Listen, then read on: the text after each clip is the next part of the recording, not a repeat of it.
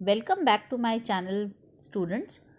मैंने आपको सरकार के 3 प्रमुख अंगों के बारे में विस्तार से पढ़ाया है कि सरकार के 3 प्रमुख अंग होते हैं, कार्यपालिका, व्यवस्थापिका एवं न्यायपालिका।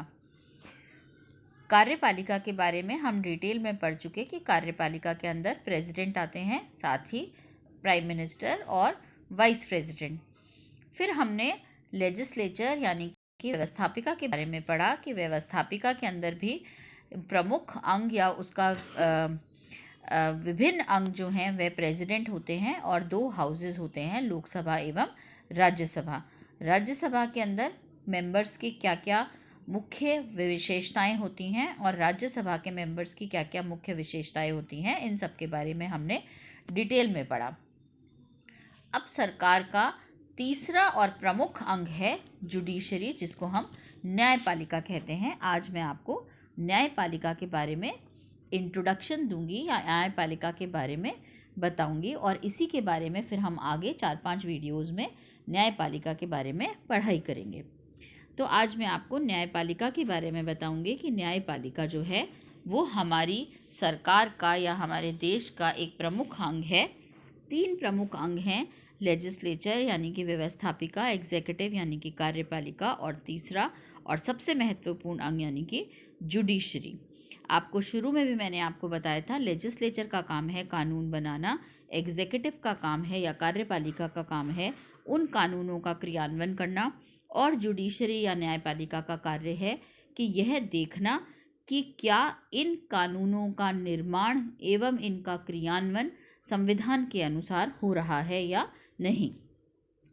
तो भारत की न्यायपालिका जुडिशरी जो है हमारे यहाँ पर, वो 3rd branch of Indian government बोलते हैं, जिसको सबसे इम्पॉर्टेंट ब्रांच माना जाता है। तो हमारे न्यायपालिका के सिस्टम में या जुडिशरी के सिस्टम में कौन कौन सी चीज़ें आती हैं। हमारे यहाँ सबसे ऊपर मुख्य जो हैं वो सुप्रीम कोर्ट है जो दिल्ली में है। सुप्रीम कोर्ट को हेड करते हैं चीफ जस्टिस ऑफ इंडिया। और फिर हमारे यहाँ हाई कोर्ट हैं जो हर एक मुख्य स्टेट्स में हैं।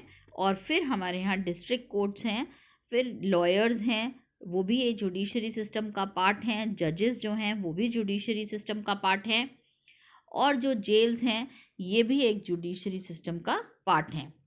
तो judicial branch of the government या न्यायपालिका जो है वो सरकार की तीसरी ब्रांच है। पहली कार्यपालिका, फिर व्यवस्थापिका और फिर न्यायपालिका। लेजिस्लेचर आपको पहले भी मैंने आपको बताया क्या करती है, लॉज को बनाती है और जितनी भी प्रेसिडेंट के द्वारा अपॉइंटमेंट्स होती हैं उनको अप्रूव करती है। साथ ही साथ वो जितने भी पॉपुलेशन के हिसाब से मेंबर्स होते हैं वो स्टेट असेंबलीज़ में और राज्यसभा और लोकसभा में उनका प्रतिनिधित्व करते हैं। इसी तरह से कार्यपालिका की जो ब्रांच है वो उन नीतियों का निर्माण करती है, जितने भी लॉज संसद के द्वारा बनाए जाते हैं या कानून बनाए जाते हैं उनका क्रियान्वयन करती है। उनकी सारी मुख्य appointments, prime minister, vice president, president, इन सब की जो अपॉइंटमेंट्स हैं वो प्रेसिडेंट के द्वारा अप्रूव की जाती हैं।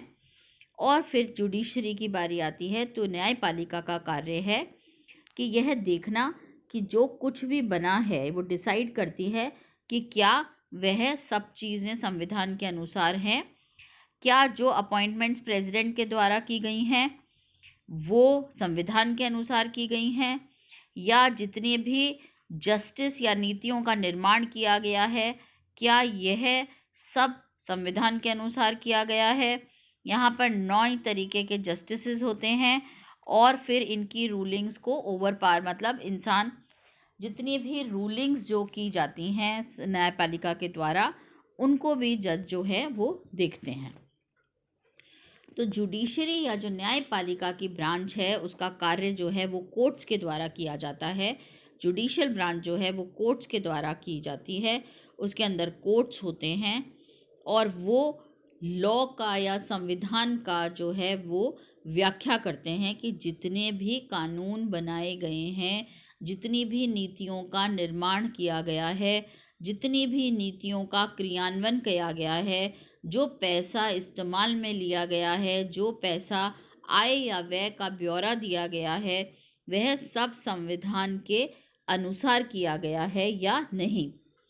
तो बेसिकली न्यायपालिका का काम है हमारे संविधान के अनुसार देखना कि देश में जो भी काम हो रहा है, नियुक्तियों का, हटाने का, बजट का, डेवलपमेंट का, पॉलिसी मेकिंग का, नीतियों के क्रियान्वयन का, यह सब संविधान के तहत है या नहीं है। जुडिशरी का प्रमुख कार्य ये है कि वह चेक करता है कि जो लॉज बने हैं, जो नीतियों का निर्माण किया जा रहा है, किसी से भी रिलेटेड, सेल टैक्स से, इनकम टैक्स से, हाउसेस से, रोड्स के कंस्ट्रक्शन से, या देश के फाइनेंसेस से रिलेटेड जो भी कार्य किया जा रहा है, क्या वह संविधान के तहत है या वह संविधान के तहत नहीं है। अगर वह संविधान के तहत नहीं है तो उस व्यक्ति को सज़ा दिलाना और या फिर उसे बताना कि इसे संविधान के अनुसार किस तरह से किया जाएगा। न्यायपालिका क्रिमिनल लॉ और सिविल लॉ, क्रिमिनल लॉ मतलब जितने भी लॉज, हत्या, इन सब से संबंधित हैं, ये सबको भी देखता है। और सिविल लॉ मतलब नागरिकों से रिलेटेड जो लॉज होते हैं, जैसे प्रॉपर्टी राइट्स, इन सब की भी व्याख्या करता है।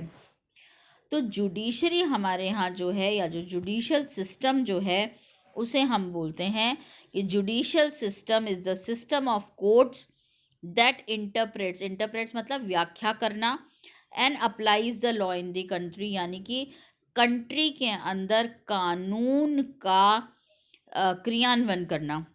जुडिशरी जो है वो ऑल्सो प्रोवाइड्स अ मैकेनिज्म, वो कह रहे हैं कि वो एक इस तरह का सिस्टम या ढांचा प्रोवाइड करती है हमारे देश को, जो देश के अंदर डिस्प्यूट्स यानी कि झगड़ों को सॉल्व करने का काम करता है। किसके बीच में झगड़े?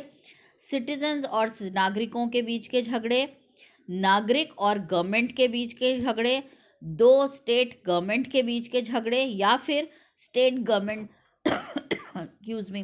स्टेट गवर्नमेंट और सेंट्रल गवर्नमेंट के बीच में अगर कहीं किसी चीज़ के बीच में विवाद होता है, झगड़ा होता है, पानी को लेकर, भूमि को लेकर, प्रॉपर्टी को लेकर, बॉर्डर की लाइन को लेकर, सीमा को लेकर, पानी के बंटवारे को लेकर, किसी भी तरह से अगर किसी भी व्यक्तियों के बीच में, स्टेट गवर्नमेंट्स के बीच में, सेंटर और स्टेट गवर्नमेंट के बीच में, व्यक्ति और स्टेट के बीच में, उन सब झगड़ों का निपटारा करना जो है वो जुडिशरी का मुख्य कार्य है।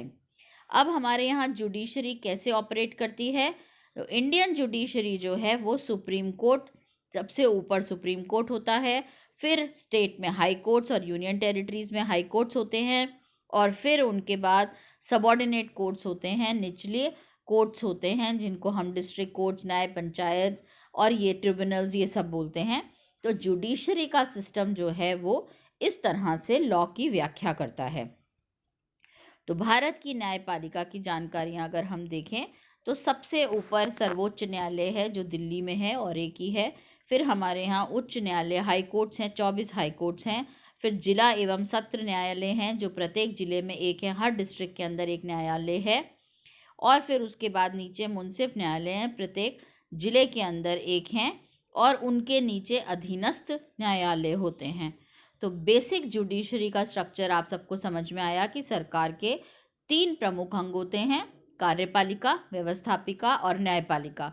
न्यायपालिका में सबसे सर्वोच्च ऊपर के स्थान पर सर्वोच्च न्यायालय, सुप्रीम कोर्ट ऑफ इंडिया होता है। उसके नीचे स्टेट्स के अंदर और यूनियन टेरिटरीज़ में हाई कोर्ट्स होते हैं जिन्हें हम उच्च न्यायालय बोलते हैं। और फिर उसके नीचे सबऑर्डिनेट कोर्ट्स होते हैं जो डिस्ट्रिक्ट कोर्ट्स और ट्रिब्यूनल्स वगैरह होते हैं। आपने इस वीडियो को धैर्य से सुना, इसे समझा, कुछ नहीं समझ में आया हो तो ज़रूर कमेंट कर कर पूछिएगा। आपने इसको देखा, थैंक यू आप लोगों का बहुत ज़्यादा। इनको वीडियोस को सब्सक्राइब ज़रूर कीजिएगा, इन्हें लाइक करिए और सब्सक्राइब करिए, और फिर नए वीडियो का इंतज़ार करिए। जुडिशरी में आगे आगे कौन कौन सा न्यायालय क्या क्या कार्य करता है, इसके बारे में मैं आप लोगों को दूसरे वीडियो में बताऊंगी। तो अब इसके बाद अगला वीडियो मैं आपको जुडिशरी का डालूंगी, उसे देखना मत भूलिएगा।